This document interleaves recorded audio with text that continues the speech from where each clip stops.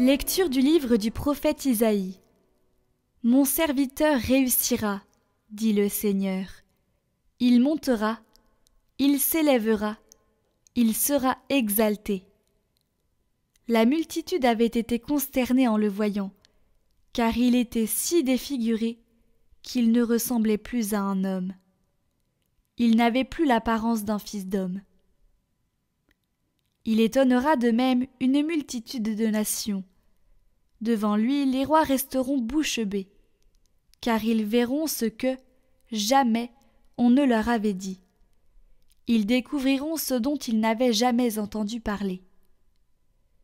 Qui aurait cru ce que nous avons entendu? Le bras puissant du Seigneur, à qui s'est-il révélé? Devant lui, le serviteur a poussé comme une plante chétive, une racine dans une terre aride. Il était sans apparence ni beauté qui attire nos regards. Son aspect n'avait rien pour nous plaire. Méprisé, abandonné des hommes, homme de douleur, familier de la souffrance, il était pareil à celui devant qui on se voile la face. Et nous l'avons méprisé, compté pour rien. En fait, c'étaient nos souffrances qu'il portait, nos douleurs dont il était chargé. Et nous pensions qu'il était frappé, meurtri par Dieu, humilié. Or, c'est à cause de nos révoltes qu'il a été transpercé, à cause de nos fautes qu'il a été broyé. Ce châtiment qui nous donne la paix a pesé sur lui. Par ses blessures, nous sommes guéris. Nous étions tous errants comme des brebis, chacun suivait son propre chemin. Mais le Seigneur a fait retomber sur lui nos fautes à nous tous. Maltraité, il s'humilie, il n'ouvre pas la bouche. Comme un agneau conduit à l'abattoir, comme une brebis muette devant les tondeurs, il n'ouvre pas la bouche. Arrêté puis jugé, il a été supprimé. Qui donc s'est inquiété de son sort? Il a été retranché de la terre des vivants, frappé à mort pour les révoltes de son peuple. On a placé sa tombe avec les méchants, son tombeau avec les riches. Et pourtant il n'avait pas commis de violence. On ne trouvait pas de tromperie dans sa bouche. Broyé par la souffrance, il a plu au Seigneur. S'il remet sa vie en sacrifice de réparation, il verra une descendance, il prolongera ses jours. Par lui, ce qui plaît au Seigneur réussira. Par suite de ses tourments, il verra la lumière, la connaissance le comblera. Le juste, mon serviteur, justifiera les multitudes. Il se chargera de leurs fautes. C'est pourquoi, parmi les grands, je lui donnerai sa part. Avec les puissants, il partagera le butin. Car il s'est dépouillé lui-même jusqu'à la mort, et il a été compté avec les pécheurs, alors qu'il portait le péché des multitudes et qu'il intercédait pour les pécheurs.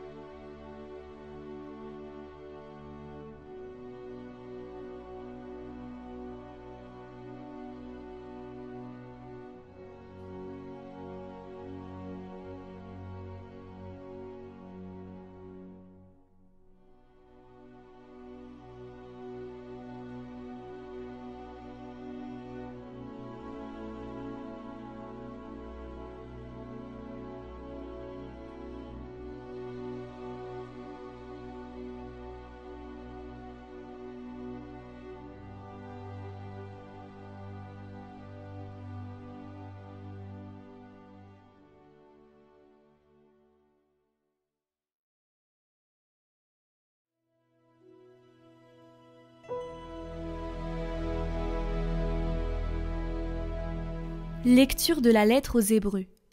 Frères, en Jésus, le Fils de Dieu, nous avons le grand prêtre par excellence, celui qui a traversé les cieux. Tenons donc ferme l'affirmation de notre foi. En effet, nous n'avons pas un grand prêtre incapable de compatir à nos faiblesses, mais un grand prêtre éprouvé en toutes choses, à notre ressemblance, excepté le péché. Avançons-nous donc avec assurance vers le trône de la grâce, pour obtenir miséricorde et recevoir, en temps voulu, la grâce de son secours. Le Christ, pendant les jours de sa vie dans la chair, offrit, avec un grand cri et dans les larmes, des prières et des supplications à Dieu qui pouvait le sauver de la mort, et il fut exaucé en raison de son grand respect. Bien qu'il soit le Fils, il apprit par ses souffrances l'obéissance, et, conduit à sa perfection, il est devenu pour tous ceux qui lui obéissent la cause du salut éternel.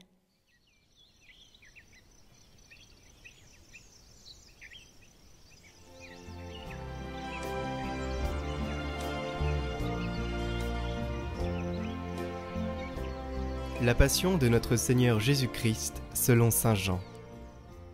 En ce temps-là, après le repas, Jésus sortit avec ses disciples et traversa le torrent du Cédron.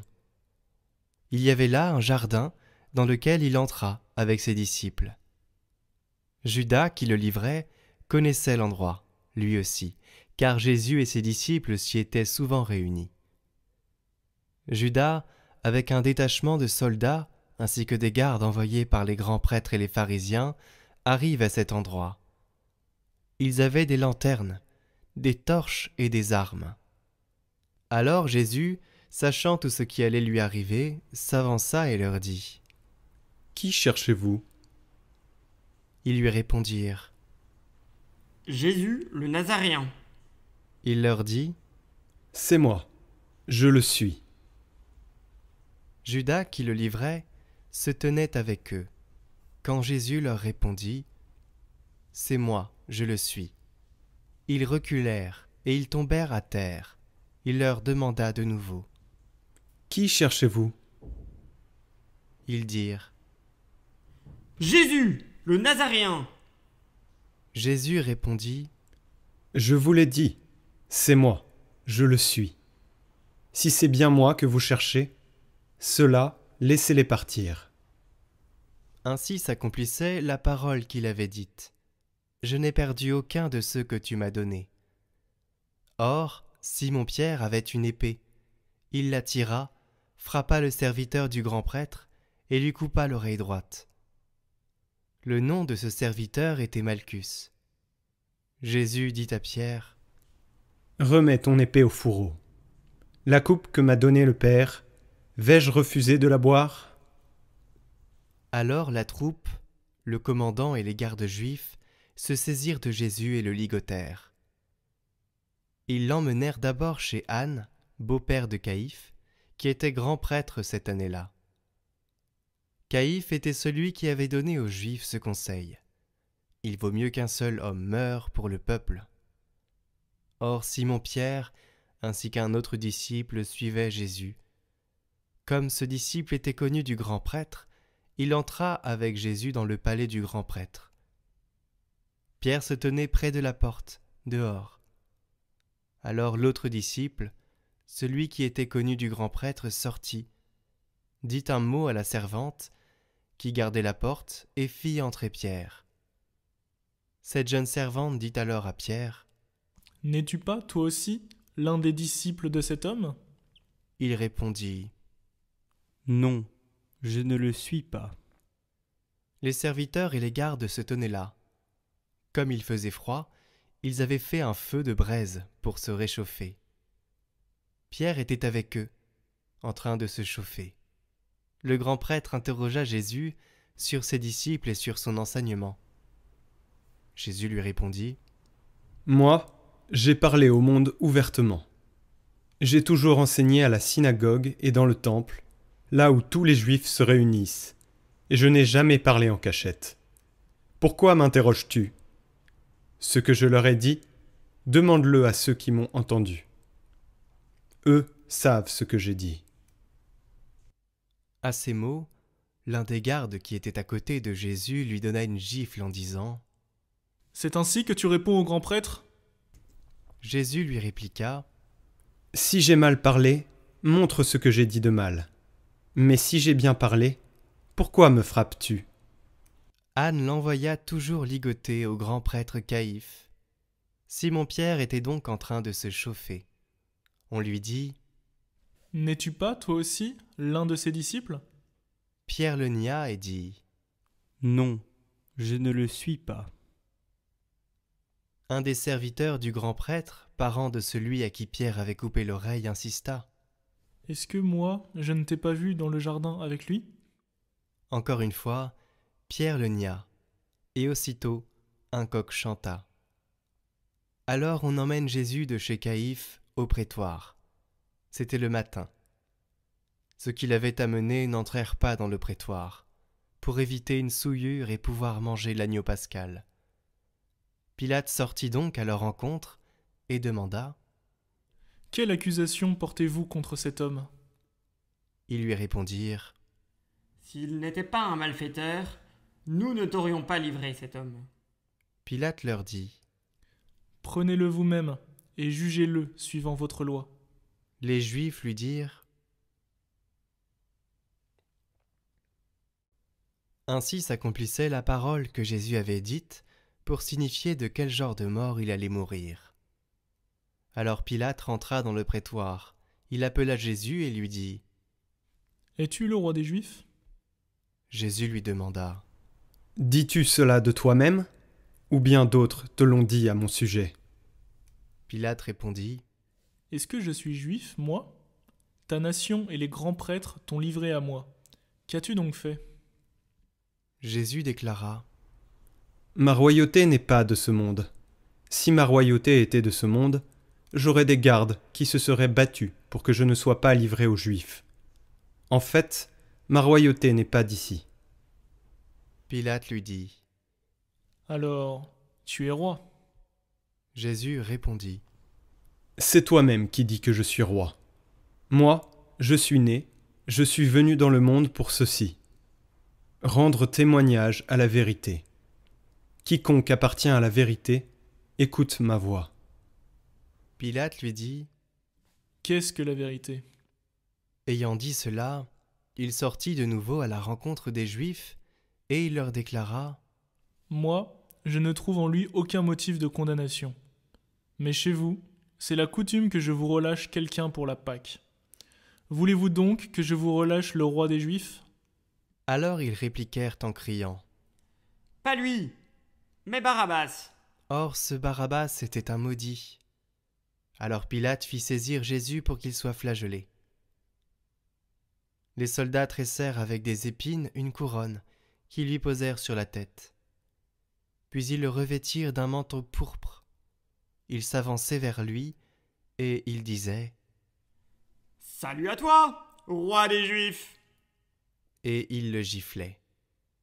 Pilate, de nouveau, sortit dehors et leur dit : Voyez, je vous l'amène dehors pour que vous sachiez que je ne trouve en lui aucun motif de condamnation. Jésus sortit dehors, portant la couronne d'épines et le manteau pourpre. Et Pilate leur déclara : Voici l'homme. Quand ils le virent, les grands prêtres et les gardes se mirent à crier. Crucifie-le, crucifie-le. Pilate leur dit : Prenez-le vous-même et crucifiez-le. Moi, je ne trouve en lui aucun motif de condamnation. Ils lui répondirent : Nous avons une loi, et suivant la loi, il doit mourir, parce qu'il s'est fait fils de Dieu. Quand Pilate entendit ces paroles, il redoubla de crainte. Il rentra dans le prétoire et dit à Jésus : D'où es-tu ? Jésus ne lui fit aucune réponse. Pilate lui dit alors : Tu refuses de me parler, à moi ? Ne sais-tu pas que j'ai pouvoir de te relâcher et pouvoir de te crucifier ? Jésus répondit : Tu n'aurais aucun pouvoir sur moi si tu ne l'avais reçu d'en haut. C'est pourquoi celui qui m'a livré à toi porte un péché plus grand. » Dès lors, Pilate cherchait à le relâcher. Mais des Juifs se mirent à crier. « Si tu le relâches, tu n'es pas un ami de l'empereur. Quiconque se fait roi s'oppose à l'empereur. » En entendant ces paroles, Pilate amena Jésus au dehors. Il le fit asseoir sur une estrade, au lieu dit le dallage, en hébreu, Gabbatha. C'était le jour de la préparation de la Pâque, vers la 6e heure, environ midi. Pilate dit aux Juifs : « Voici votre roi. » Alors ils crièrent : « À mort ! À mort ! Crucifiez-le !» Pilate leur dit : « Vais-je crucifier votre roi ?» Les grands prêtres répondirent : « Nous n'avons pas d'autre roi que l'empereur. » Alors il leur livra Jésus pour qu'il soit crucifié. Ils se saisirent de Jésus, et lui-même, portant sa croix, sortit en direction du lieu dit le crâne, ou calvaire, qui se dit en hébreu Golgotha. C'est là qu'ils le crucifièrent, et 2 autres avec lui, un de chaque côté, et Jésus au milieu. Pilate avait rédigé un écriteau qu'il fit placer sur la croix. Il était écrit « Jésus le Nazaréen, roi des Juifs ». Beaucoup de Juifs lurent cet écriteau, parce que l'endroit où l'on l'avait crucifié, Jésus était proche de la ville, et que c'était écrit en hébreu, en latin et en grec. Alors les grands prêtres des Juifs dirent à Pilate : « N'écris pas roi des Juifs, mais cet homme a dit « Je suis le roi des Juifs ». Pilate répondit : « Ce que j'ai écrit, je l'ai écrit. » Quand les soldats eurent crucifié Jésus, ils prirent ses habits. Ils en firent 4 parts, une pour chaque soldat. Ils prirent aussi la tunique.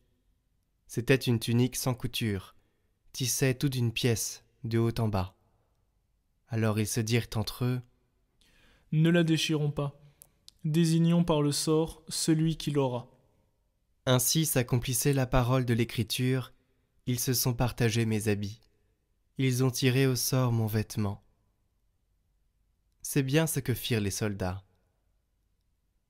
Or, près de la mort de Jésus se tenaient sa mère et la sœur de sa mère, Marie, femme de Cléophas, et Marie-Madeleine. Jésus, voyant sa mère et près d'elle le disciple qu'il aimait, dit à sa mère : « Femme, voici ton fils. » Puis il dit au disciple : « Voici ta mère. » Et à partir de cette heure-là, le disciple l'a pris chez lui. Après cela, sachant que tout désormais était achevé pour que l'Écriture s'accomplisse jusqu'au bout, Jésus dit : « J'ai soif. » Il y avait là un récipient plein d'une boisson vinaigrée. On fixa donc une éponge remplie de ce vinaigre à une branche d'hysope, et on l'approcha de sa bouche. Quand il eut pris le vinaigre, Jésus dit : « Tout est accompli. » Puis, inclinant la tête, il remit l'esprit. Comme c'était le jour de la préparation, c'est-à-dire le vendredi, il ne fallait pas laisser les corps en croix durant le sabbat, d'autant plus que ce sabbat était le grand jour de la Pâque. Aussi les Juifs demandèrent à Pilate qu'on enlève les corps après leur avoir brisé les jambes. Les soldats allèrent donc briser les jambes du premier, puis de l'autre homme crucifié avec Jésus. Quand ils arrivèrent à Jésus, voyant qu'il était déjà mort, ils ne lui brisèrent pas les jambes. Mais un des soldats, avec sa lance, lui perça le côté, et aussitôt il en sortit du sang et de l'eau. Celui qui a vu rend témoignage, et son témoignage est véridique. Et celui-là sait qu'il dit vrai, afin que vous aussi, vous croyiez. Cela en effet arriva pour que s'accomplisse l'Écriture. Aucun de ces os ne sera brisé.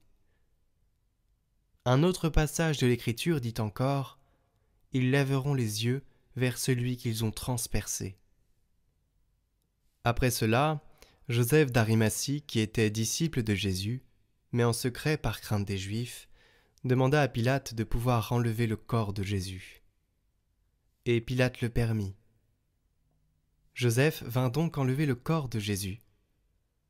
Nicodème, celui qui au début était venu trouver Jésus pendant la nuit, vint lui aussi. Il apportait un mélange de myrrhe et d'aloès pesant environ 100 livres. Ils prirent donc le corps de Jésus, qu'ils lièrent de linge, en employant les aromates selon la coutume juive d'ensevelir les morts.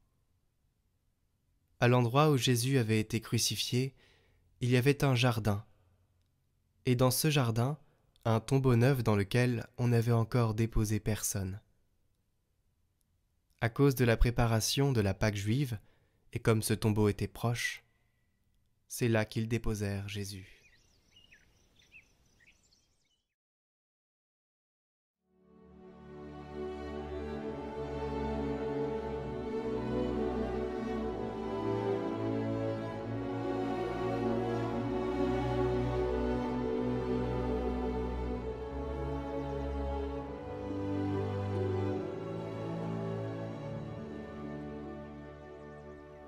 Cris, déchirements, pleurs, clous, insultes, crachats, vinaigre, lance. Et surtout ce grand silence, car le Verbe de Dieu ne parle pas. Celui par qui tout a été fait se tait. Devant ses agresseurs, ceux qui revendiquent, qui crient, ceux qui rient, qui pétitionnent pour un brigand, Barabbas, il n'ouvre pas la bouche. Insulté, il ne rend pas l'insulte. Maltraité, il ne fait pas de menace. Le Verbe de Dieu ne commerce pas avec le mal. Lui qui est au-dessus de tout, qui vient de Dieu et retourne à Dieu, lui qui a tout fait, ne peut entrer en relation avec ce qu'il ne connaît pas, le péché. Avec le mal, il ne discute pas, mais il le porte sur ses épaules. Il ne le regarde pas, mais le traîne, le maîtrise et le détruit. Il n'aime pas le péché, et ce qu'il n'aime pas, il ne le regarde pas. Il ne regarde que ceux qu'il aime, les pécheurs. Il aime Pilate, il essaie de faire germer en lui ce qu'il peut y avoir de bon.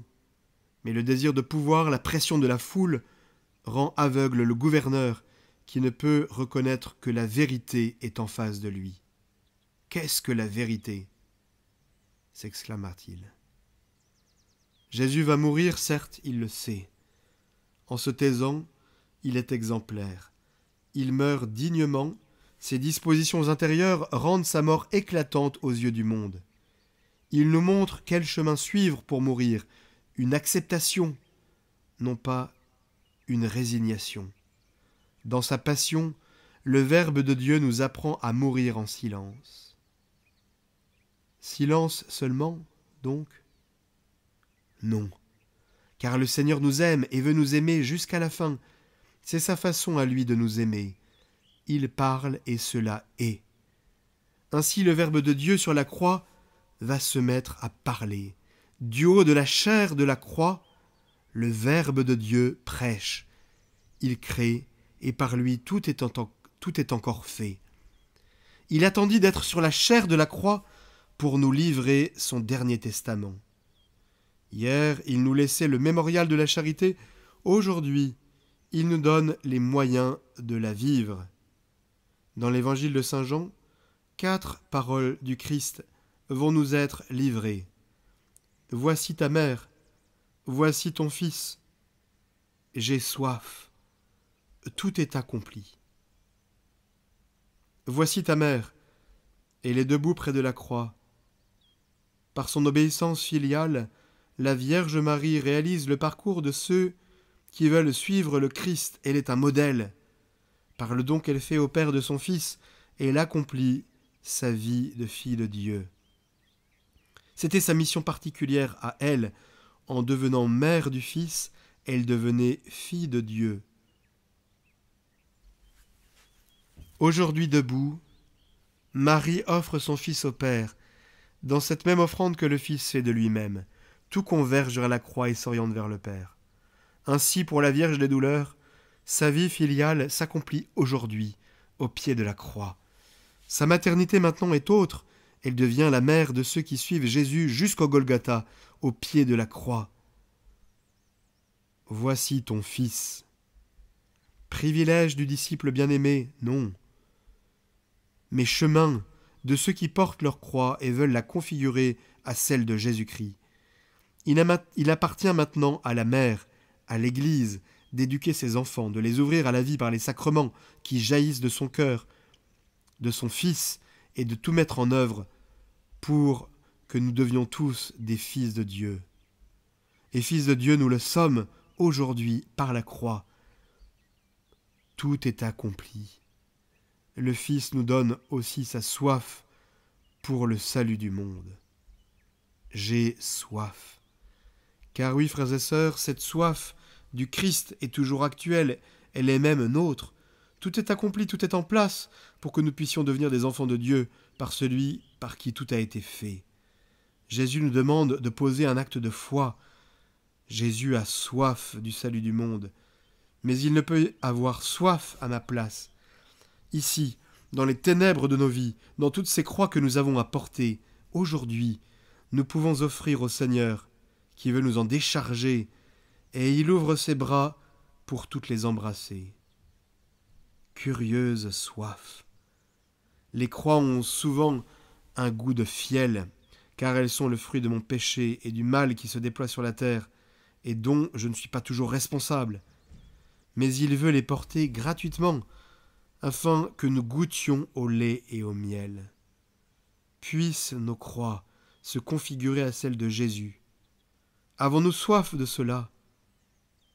Jésus est mort, il est bien mort.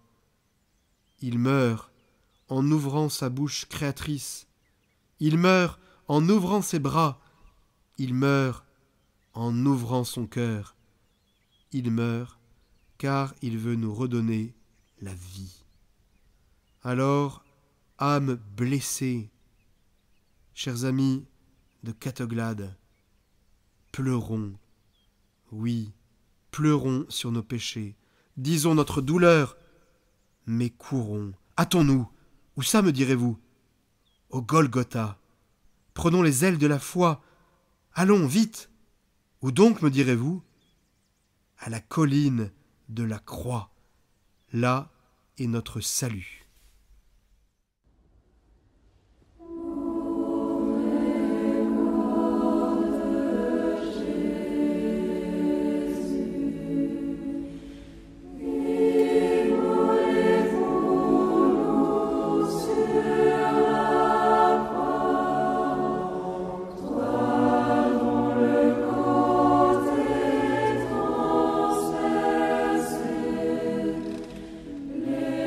Sa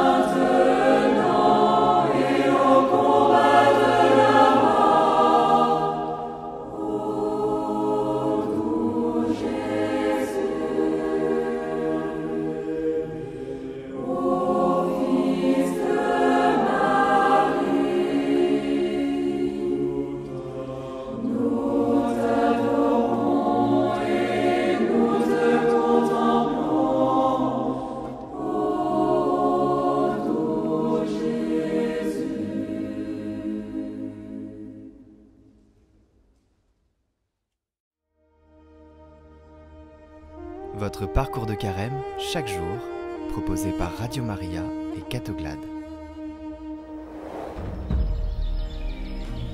Bonjour à tous, aujourd'hui nous nous retrouvons pour méditer avec la communauté de Chabeuil sur le Vendredi Saint, cette journée si particulière où le Christ a tant souffert, il a vécu sa passion, il a aussi parlé et il a dit « j'ai soif ». Et c'est sur cette phrase que nous allons méditer aujourd'hui. Bonjour à vous tous qui allez partager avec moi cette émission.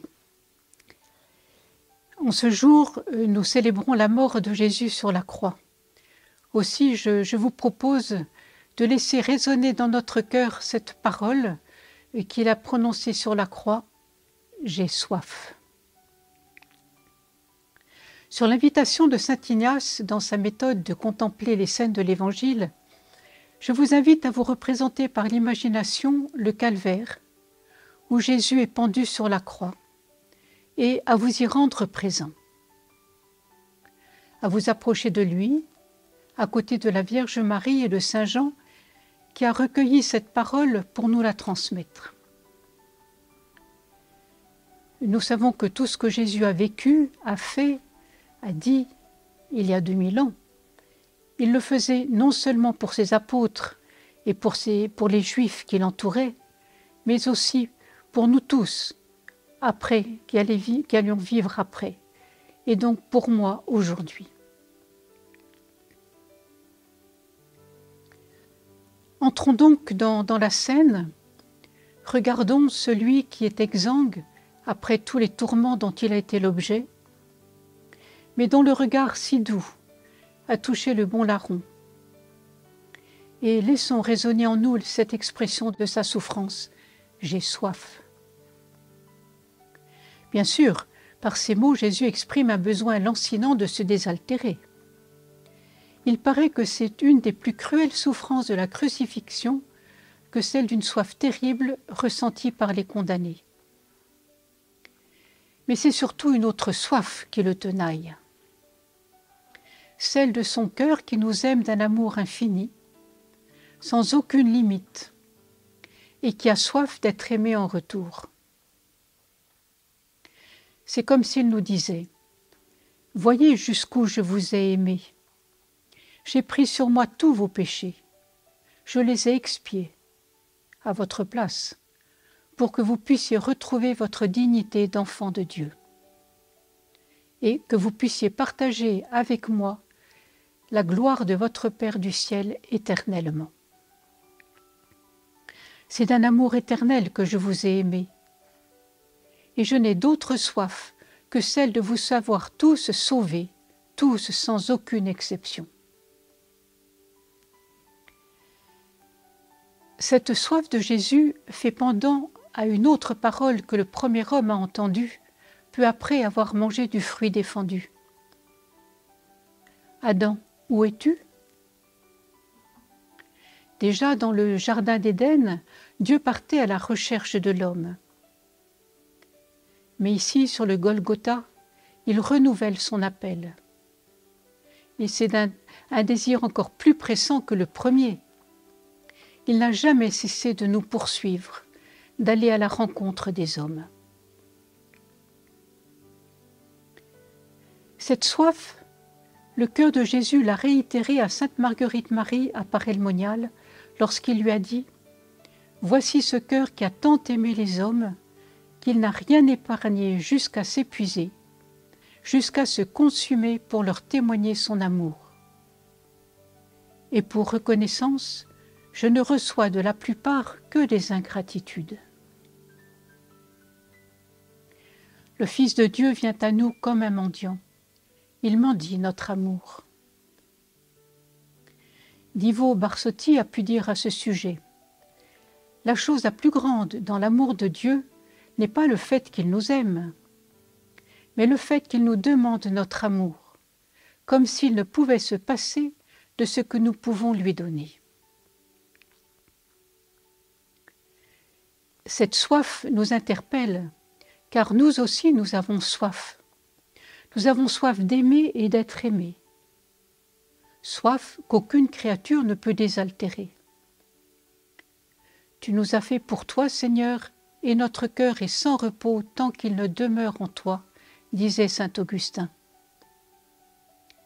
Et avec David, nous pouvons dire « Dieu, tu es mon Dieu, je te cherche dès l'aube, mon âme a soif de toi. Après toi languit ma chair, terre aride, altérée, sans eau. » Nous avons en effet soif d'amour, soif de vérité, de justice, de bonté, de beauté.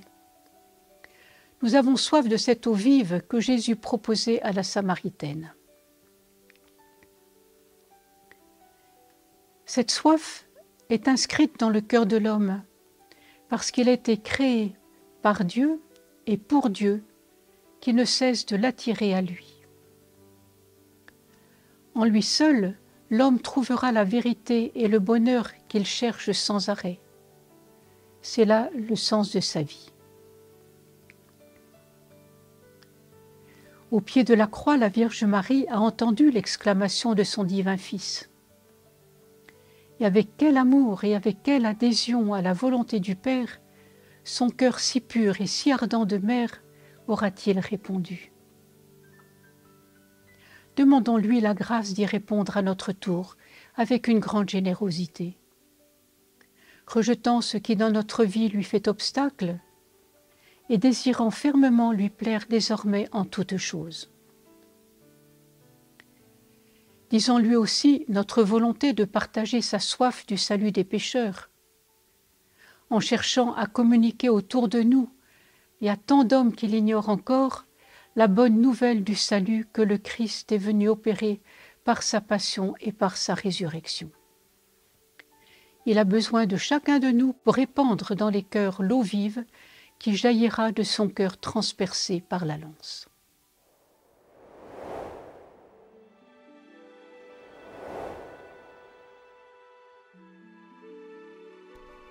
Et demain, nous nous retrouvons pour le samedi saint, une journée sans messe, où le Seigneur descend dans les enfers et remonte, où on attend la victoire dans le silence, dans la tristesse aussi, mais dans l'espérance.